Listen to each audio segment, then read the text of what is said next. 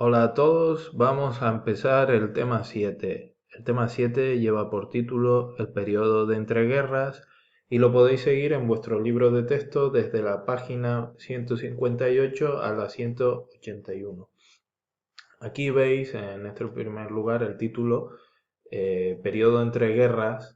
Hace referencia a que vamos a estudiar el periodo que comprende desde la Primera Guerra Mundial hasta el comienzo de la Segunda Guerra Mundial.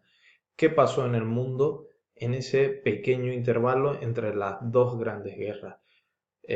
Os podéis hacer una idea con esta imagen que veis aquí, que son jóvenes de las juventudes hitlerianas saludando a Hitler en, en un meeting. Eso lo veremos más adelante en el tema. En primer lugar, necesitamos eh, comprender qué ocurrió al acabar la Primera Guerra Mundial. Pues bueno, lo que ocurrió básicamente es lo que todos podemos suponer que fue una crisis económica que va a comprender desde 1918 a 1923. Esa crisis económica vino caracterizada por el elevado nivel de deuda. Es decir, todos los países que habían estado en guerra habían estado pidiendo préstamos a los Estados Unidos, sobre todo Inglaterra, Francia y Rusia. Ahora, al acabar la guerra, Estados Unidos exigía que se devolvieran esos préstamos. Y la escasez de productos. ¿Por qué había pocos productos en el mercado? Primero, porque los campos de cultivo en gran parte de Europa habían sido destruidos y las fábricas también habían sufrido, sobre todo por el cambio, no por la destrucción, sino por el cambio de fábricas que hacían antes bienes de consumo, se dedicaban a hacer armamento. Las vías de comunicación, sobre todo en Centro Europa, van a sufrir también una destrucción importante. Aquí tenéis algunos ejemplos de lo que vamos a explicar en un momento, la hiperinflación alemana de 1923. ¿Qué quiere decir hiperinflación? Pues básicamente es que los precios aumentan de forma muy rápida y la moneda pierde todo su valor. Es decir, de un día para otro cambian totalmente los precios. Eso en Alemania provocó una crisis muy profunda. Mirar, esto es un billete de 100 billones de marcos porque el Estado tuvo que comenzar a imprimir cada vez mayores cantidades en un billete. ¿Por qué? Porque no tenía ningún valor.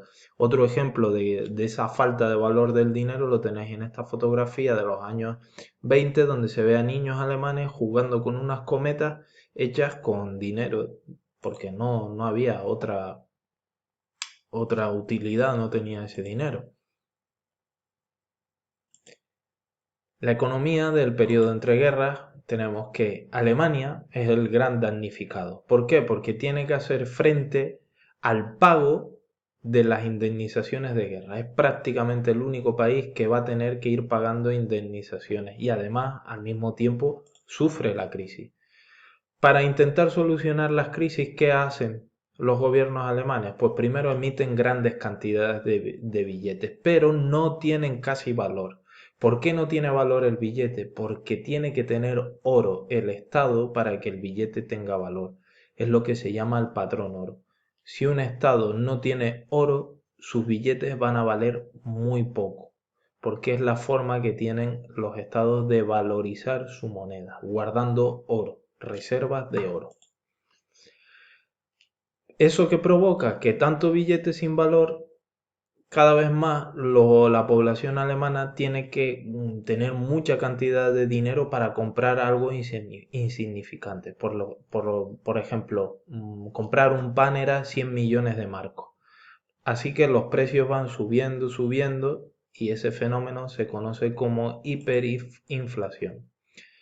Pero la puntilla, es decir, la gota que colma el vaso, es que en 1923 los franceses, que quieren cobrar sus indemnizaciones, deciden ocupar por la fuerza la parte más industrial de Alemania, que es la cuenca del Ruhr.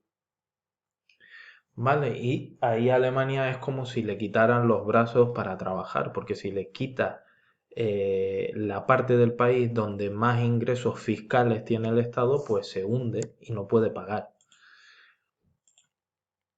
Finalmente, Estados Unidos decide intervenir. ¿Y cómo lo va a hacer? Pues básicamente aplicando un plan que se llama Plan Davis, se debe a un economista norteamericano, Charles Davis, que va a darle préstamos a Alemania y inversiones en sus industrias. Esta es una fotografía de Davis. ¿Esto qué hace? Pues que con los préstamos americanos en 1925 Alemania ya comience a recuperarse económicamente y pueda ir pagando las indemnizaciones a los vencedores europeos de la guerra. Y estos a su vez pueden devolver los préstamos a los norteamericanos. Así que a mediados de los años 20 la economía se va recuperando y crece muy rápido y es conocido esos años prósperos como felices años 20. Mirad, este era Davis y este es un esquema sobre cómo era su plan. Pues él pensaba que si Estados Unidos le daba préstamos a Alemania, Alemania podía devolver las indemnizaciones a Francia, Gran Bretaña, es decir, pagaba las indemnizaciones y estos a su vez devolvían la deuda que tenían con Estados Unidos. Estados Unidos siempre ganaba, de las dos formas, porque por medio de los préstamos exportaba su capital y además hacía inversiones en otros países donde iba a ganar dinero y el pago de reparaciones de Alemania hacía que la deuda volviera a Estados Unidos. Y estos son los ejercicios que vamos a hacer. En la página 159 tenéis los dos ejercicios que quiero que hagáis para el próximo día. Aquí veis un grupo de niños alemanes jugando con el dinero que ha perdido todo el valor y dos mujeres de los años 20 vestidas a la moda. Esto significaba la hiperinflación, el dinero no tiene ningún valor y aquí en el caso de las dos mujeres, dos mujeres con este vestido, pues la libertad que alcanzaron las mujeres en ese momento.